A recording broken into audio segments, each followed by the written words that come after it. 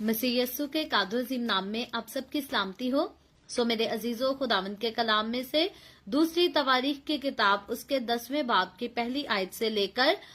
19वीं आयत तक, यानी कि इस बाब के आखिर तक आज हम खुदावंद के कलाम को सीखेंगे। वाले दूसरे तवारीख की किताब उसका 10वां बाब और उसकी पहली आयत से यूं लिखा है,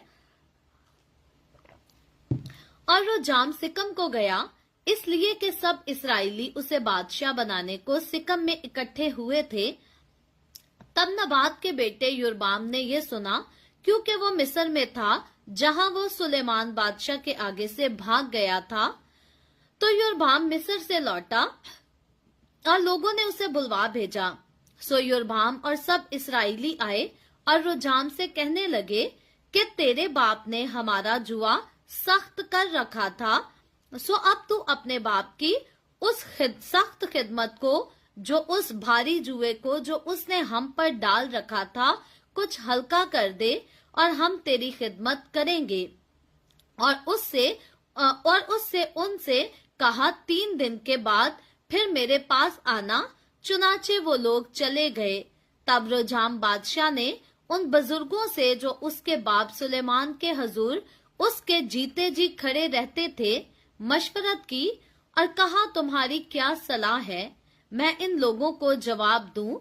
उन्होंने उससे कहा कि अगर तू इन लोगों पर मेहरबान हो और इनको राजी करे और इनसे अच्छी अच्छी बातें कहे, तो वो हमेशा तेरी खिदमत करेंगे।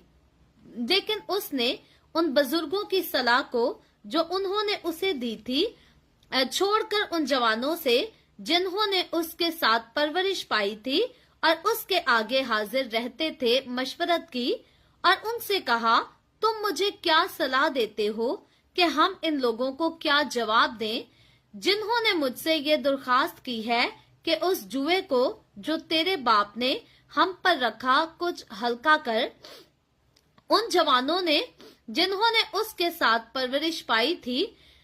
उससे कहा, तू उन लोगों को जिन्होंने तुझसे कहा तेरे बाप ने हमारे जुए को भारी किया, पर तू उसको हमारे लिए हल्का कर दे, यूं जवाब देना और उनसे कहना कि मेरी चंगली मेरे बाप की कमर से भी मोटी है और मेरे बाप ने तो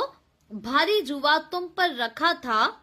पर मैं उस जुए को और भी भारी करूंगा। मेरे बाप ने तुम्हें कोड़ों से ठीक किया, पर मैं तुमको बिच्छुओं से ठीक करूंगा। और जैसा बादशाह ने हुक्म दिया था कि 3रे दिन मेरे पास फिर आना, 3रे दिन योरबाम और सब लोग रोजाम के पास हाजिर हुए। तब बादशाह ने उनको सख्त जवाब दिया और रोजाम बादशाह ने बुजुर्गों की सलाह को छोड़कर जवानों की सलाह के मुआफिक उनसे कहा कि मेरे बाप ने तुम्हारा जुआ भारी किया, पर मैं उसको और भी भारी करूंगा। मेरे बाप ने तुमको कोड़ों से ठीक किया, पर मैं तुमको बिच्छुओं से ठीक करूंगा। सो बादशाह ने लोगों की ना मानी, क्योंकि ये खुदा ही की तरफ से था, ताकि खुदावंद उस बात को जो उसने सैलानी अखिया की मार्फत नबात के बेटे योरबाम को फरमाई थी पूरा करे।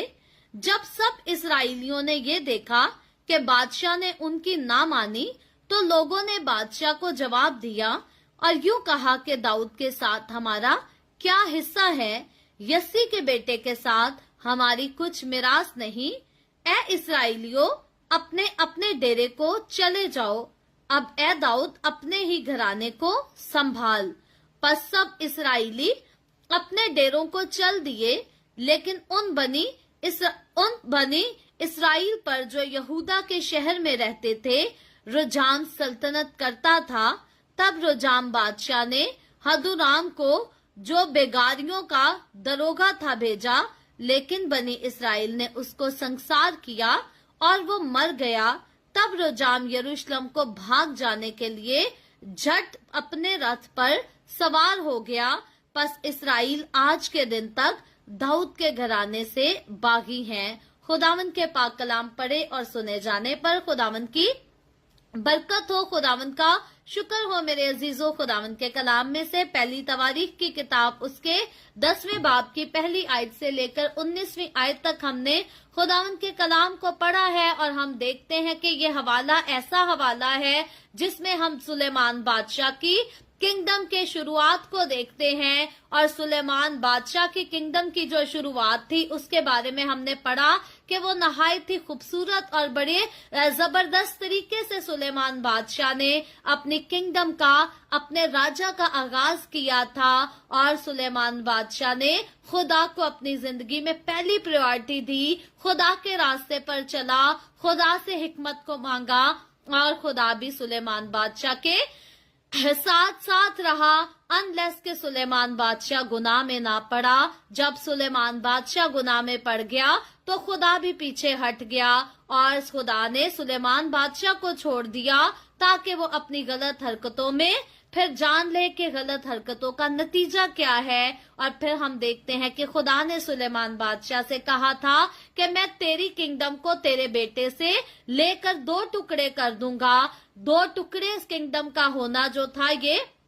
सुलेमान बादशाह के गुनाह की सजा थी। लेकिन इस किंगडम के 2 कबीलों का यहूदा के कबीले में रह जाना, यानी कि यहूदा का कबीला और बिन्यामीन के कबीले में स्टिल किंगडम का रहना जो कि दाऊद बादशाह के बेटे की नस्ल से था, इसमें खुदा की मर्जी थी। और खुदा की मर्जी क्यों थी? क्योंकि खुदा ने सुलेमान बादशाह के गुनाह की सजा तो उसको देनी थी, लेकिन दाऊद बादशाह से जो कि सुलेमान बादशाह का बाप था उससे किए वादे को भी पूरा करना था। क्योंकि खुदा अपने वादों को बेशक पूरा करता है और खुदा अपने वादों को कभी नहीं भूलता। सो सुलेमान बादशाह के गुनाह से खुदा नाराज था, लेकिन दाऊद बादशाह के साथ किए वादे को खुदा हर हाल में पूरा भी करना चाहता था। इसीलिए हम देखते हैं कि जब सुलेमान बादशाह का बेटा रुजाम सुलेमान बादशाह की जगह बादशाह बनता है,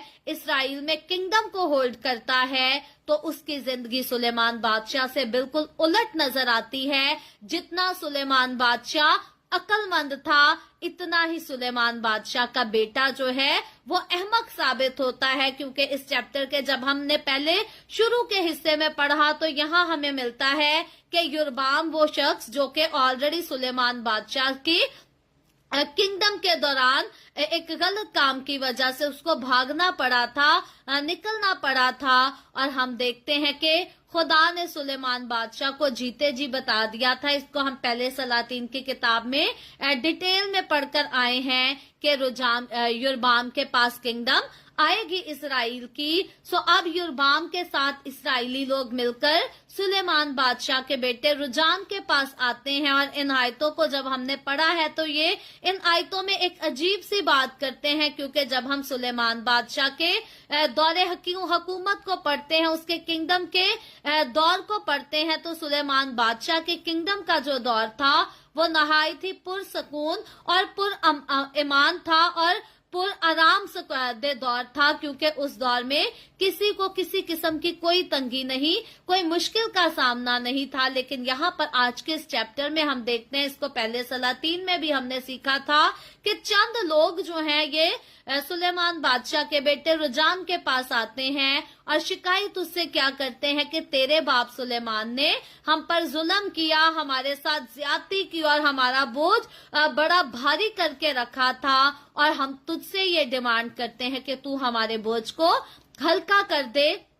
अब बात यह है कि किसी की भी किंगडम कितनी भी अच्छी क्यों ना हो, कोई लीडर कितना भी अच्छा क्यों ना हो, याद रखे कि उसकी मुखालफत करने वाले हमेशा लोग उसकी जिंदगी में मौजूद होते हैं। और ज्यादा तक जो लोग खुदा के चुने हुए होते हैं उनके मुखालिफ उनके अपने ही घर के लोग होते हैं। जैसा अगर हम यस्सु मसीह की तरफ गौर करें तो यस्सु मसीह के अपने जो बहन भाई थे वो यस्सु को कबूल नहीं करते थे, बल्कि वो यीशु के अगेंस्ट थे। और हम इसीलिए देखते हैं कि यीशु मसीह को जब सलीब पर चढ़ाया गया तो यीशु मसीह की सलीब के पास यीशु मसीह के अपने बहन भाई नहीं मौजूद थे, बल्कि यीशु की माँ मौजूद थी, यीशु का शागिर्द यूहन्ना रसूल वहां मौजूद था, लेकिन कोई यीशु के बहन भाई वहां पर नहीं मौजूद थे। यीशु मसीह के आसमान पर उठाए जाने के बाद फिर यीशु के भाइयों ने भी यीशु पर ईमान लेकर आए, कबूल किया और खिदमत में भी अपना हिस्सा डाला।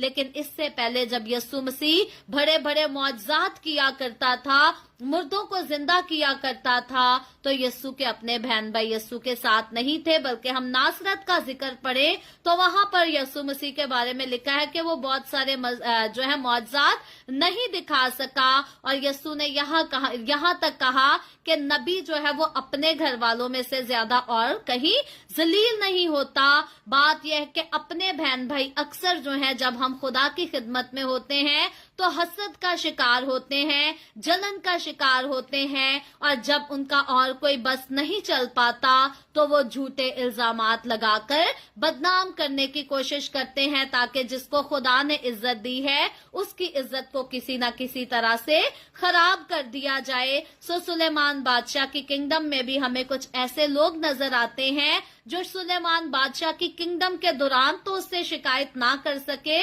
सुलेमान बादशाह वो बादशाह जिसने बड़े अमनो आराम से किंगडम की,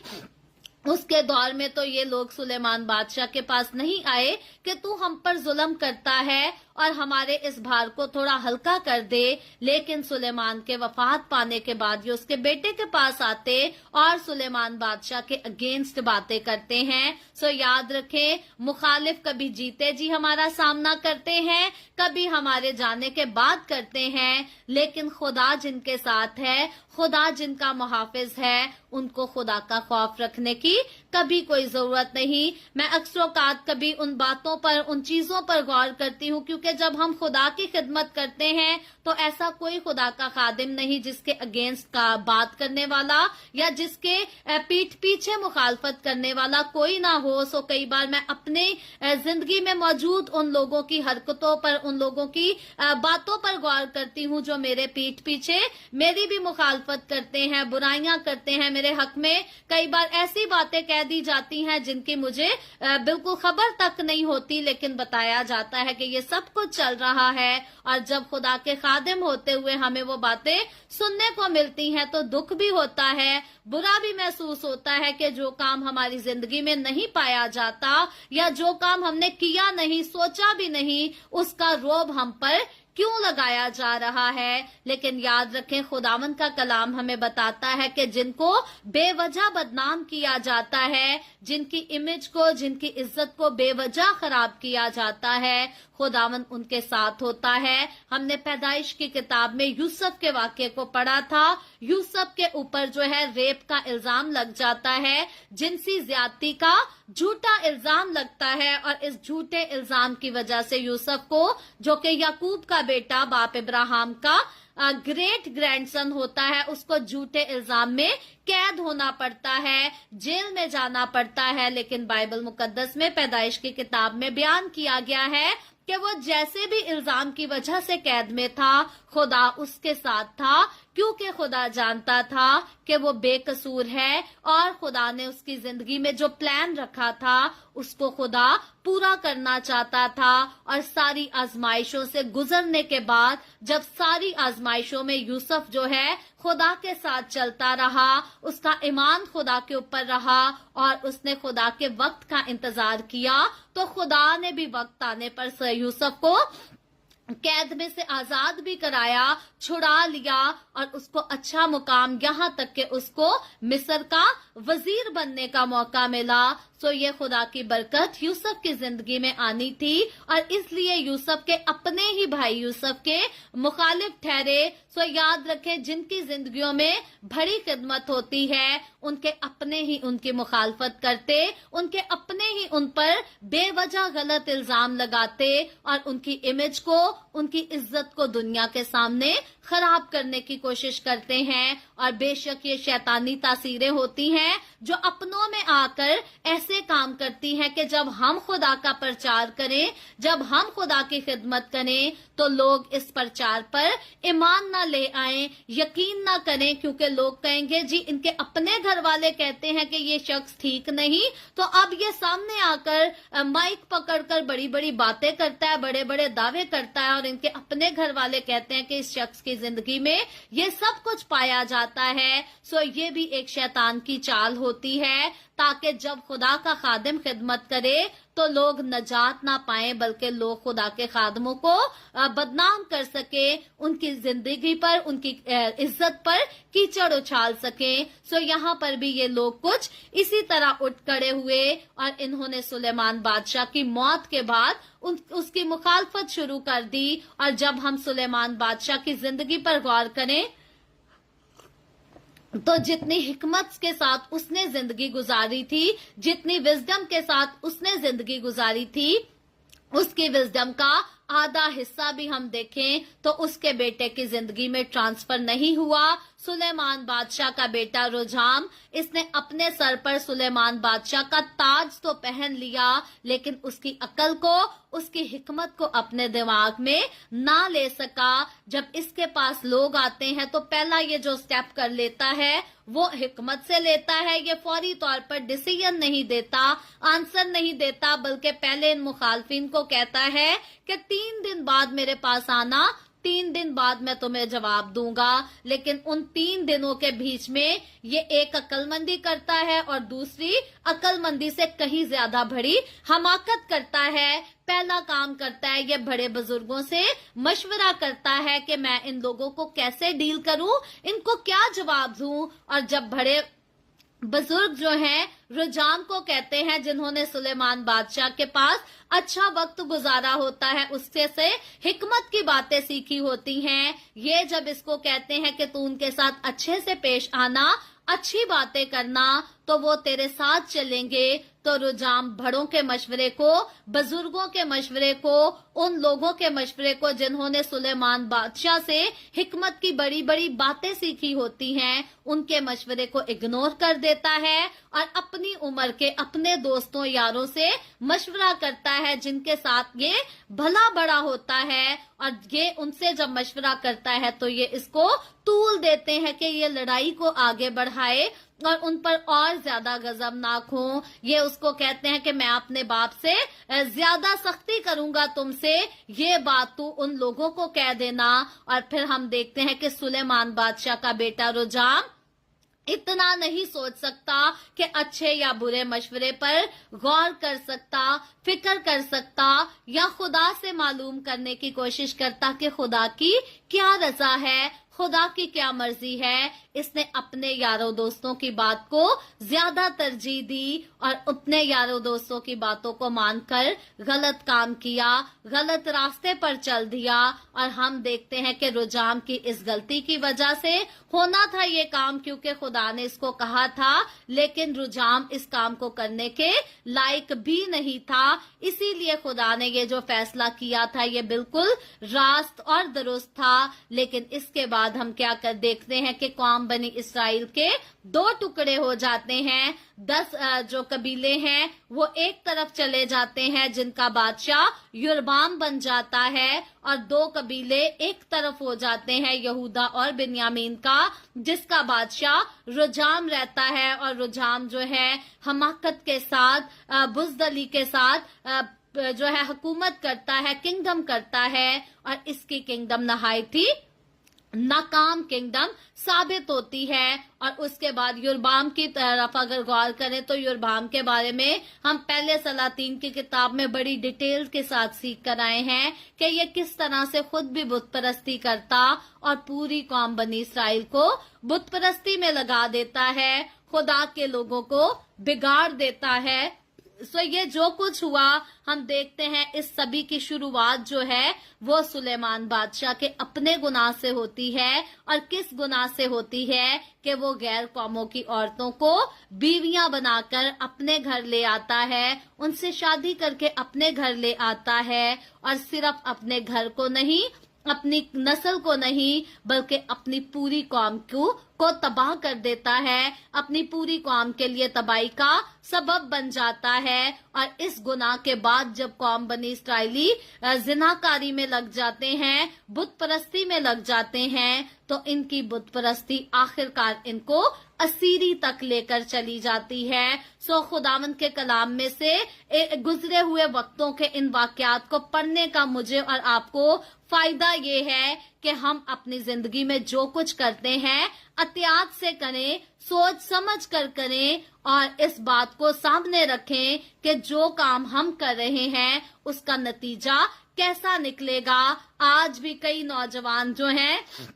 वो खुदा के कलाम की बातों को रद्द कर देते हैं, खुदा के खादमों की बातों को रद्द कर देते हैं, और जिन लोगों के साथ वो पले बढ़े होते हैं, जिन लोगों के हाथ में उन्होंने परवरिश पाई होती है, उन्हीं की बातों के पीछे लगे रहते हैं। भले वो उनको जितने मर्जी गुनाहों में लगाएं, जितने मर्जी बुरे रास्ते पर चलाएं, उनको लगता है कि जहां हमने अपना दिल लगाया है वहीं पर हमें हमेशा अमल करना है। लेकिन खुदावंद का कलाम कहता है कि अगर बाप दादा ने खुदा की पैरवी नहीं की तो फिर बाप दादा की राहों पर चलना छोड़ दो और खुदा की राहों पर चलो, खुदा की पैरवी करो, क्योंकि जो खुदा की पैरवी करता है खुदा उसको, उसके घराने को नस्ल दर नस्ल बरकतों से माला माल करता है। सो मेरी दिल से दुआ है खुदावंद मुझे और आपको, हम सबको तौफीक दे कि हम अपनी औलाद के लिए, अपनी नस्लों के लिए, अपने घरानों के लिए, अपने माशरे के लिए